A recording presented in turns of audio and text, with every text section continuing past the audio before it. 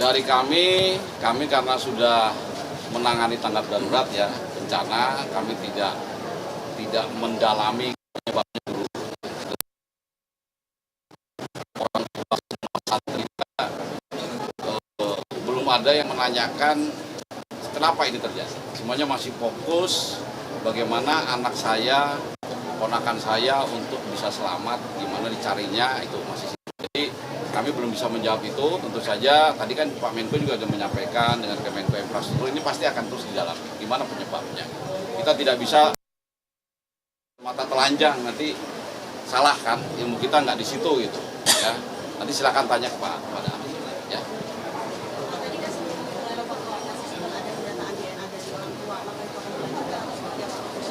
Jelas ya, itu pasti nanti, makanya tadi saya katakan setiap terjadinya bencana apalagi sampai korban begini ya, tentu saja yang harus dilakukan nanti begitu ketemu langsung dilakukan tindakan penyelamatan dulu.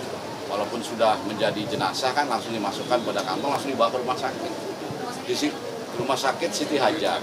Nanti di situ dilakukan identifikasi oleh DPR. Di sini kan belum ada yang bukan merupakan anak, misalnya ponakan apa. Nah itu juga menjadi pokok perhatian karena kan di NI biasanya juga ahlinya bilang yang langsung orang tua dan sebagainya. Itu yang menjadi pokok perhatian setelah ini ya, setelah ini. Jadi ini memang tahap kita mencari korban yang di dalam rumah.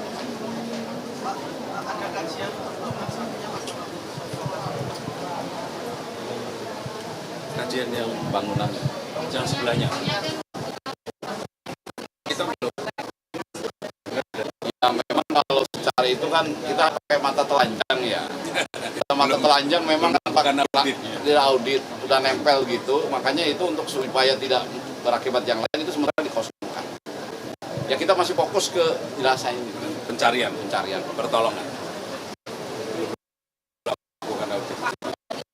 Dalam fase crane ini ya, akan dilakukan evaluasi. Itu evaluasinya akan seperti apa? Apakah setiap mengangkat satu akan dievaluasi berupa scanning atau apa? Lalu apakah malam juga akan ada pengerjaan acara berkaitan dengan pencahayaan? Baik, terima kasih. Mohon izin, Pak Ade. Scanning seperti disampaikan tadi, assessment ya, bukan scanning, tapi assessment kita hanya menggunakan look, listen, and feel.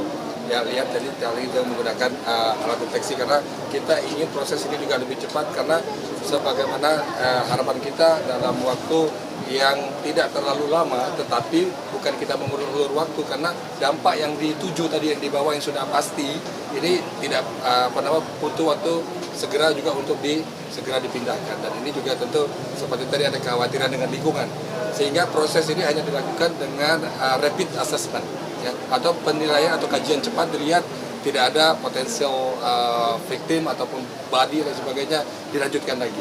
Dan untuk malam kami akan pertimbangkan untuk tidak dilakukan. Kenapa? Karena satu, pencahayaan, yang kedua visibility kita terbatas, dan yang ketiga dari faktor walaupun tadi sudah ada 290-an orang, tetap unsur fatigue itu juga kita perhatikan. Sehingga nanti unsur keselamatan walaupun ini prosesnya adalah memindahkan puing, tetap proses keselamatan terutama operator yang bekerja di lapangan, operator crane maupun orang yang berada sebagai safety borders ataupun yang memastikan area clear dari sektor yang sedang dilaksanakan pekerjaan. Oke, cukup. Terima kasih.